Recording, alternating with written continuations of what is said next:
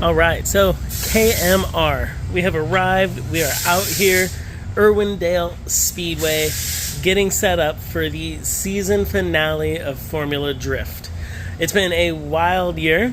The car definitely has had some collisions. It's been beat up a little bit, but it's running great.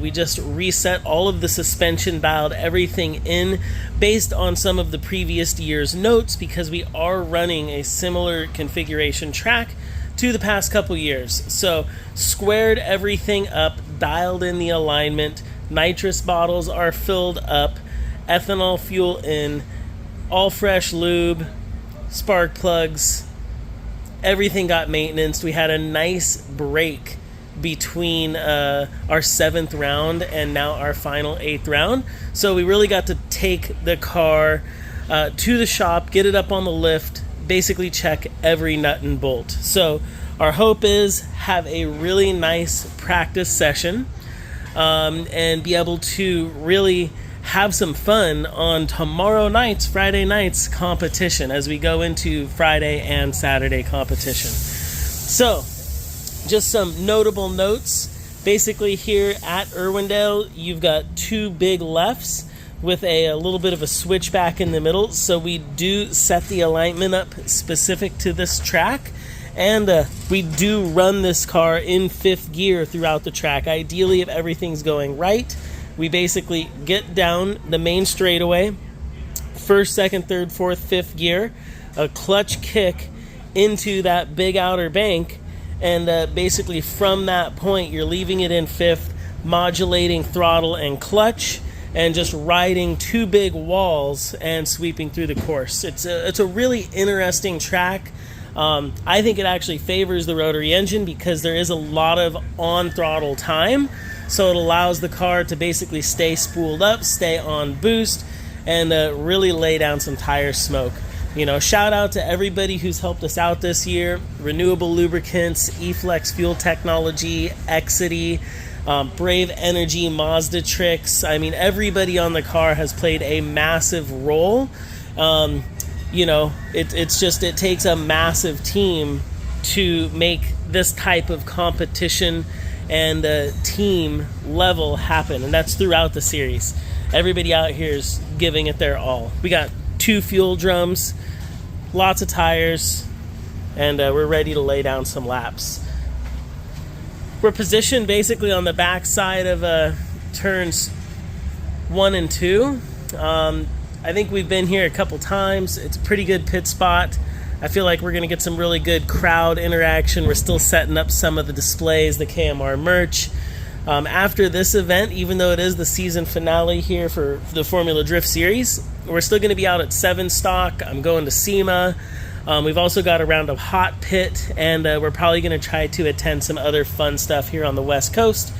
But this is, you know, for us, the Formula Drift Series, an opportunity to test and develop the rotary engines that we try to sell and talk about online. You know, this particular engine has been with this car now, I think for 3 years straight. It's gone through some rebuilds, but it's basically the same block continuing on. And about 30 pounds of boost, 100 shot of nitrous, street-ported engine. And we're generating just about 1,000 horsepower at the wheels, give or take those numbers depending on the track, the altitude, and temperature outside. But I think our goal as we go into 2025 is ideally retire this car. And I haven't talked about it much. I really love this car. This car has been basically my favorite car and a part of the team now for years. It's a staple, and obviously I plan to keep it. It might go through some changes, but this car is very important to me, but I think it's just time to retire it. It's had some hard hits. I think it's a little bit of a heavy chassis for the rotary engine, at least in 3-rotor form, and that brings me to my hope is that next year we'll be able to bring out something I've dreamed about for many years, which is a FD3S build with a 4-rotor turbo engine.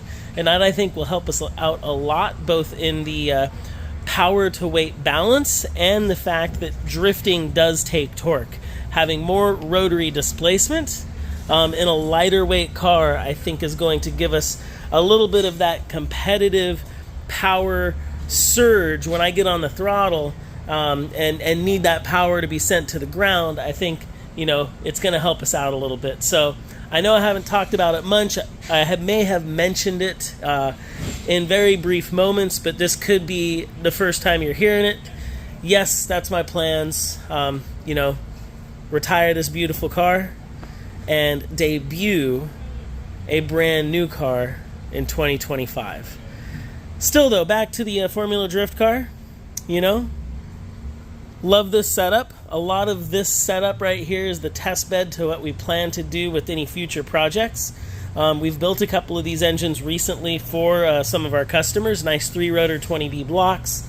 Very capable of living reliably in the 600 to 800 horsepower range. And I still think, you know, in when you're talking about race motors, they're still reliable as you push them beyond that, because that's what we're doing, and generally I expect the motor to run all season long in Formula Drift, hit the dyno a few times, a few practice days. I really have no desire to maintenance my engine during the season while I'm out there racing. We've got enough on our hands just with chassis setups, getting to and from events. So when I'm building engine packages, when I'm designing my cars, and when I'm working with customers, I'm always trying to keep you know, that in mind. But you know, it's been cool. The 13Bs we developed with Mazda tricks, out there running, racing, winning. The 20Bs we've developed in multiple different packages now around the country, around the world, and excited to move on to even more rotors. So I think, you know, at this event, the big focus is all right, so I think my phone cut out, but basically we're looking to have a real fun event. We're gonna enjoy this car. People are getting fired up.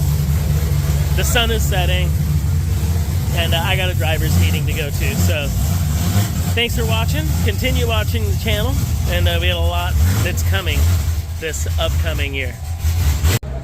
So after setup, now we're heading over to driver's meeting.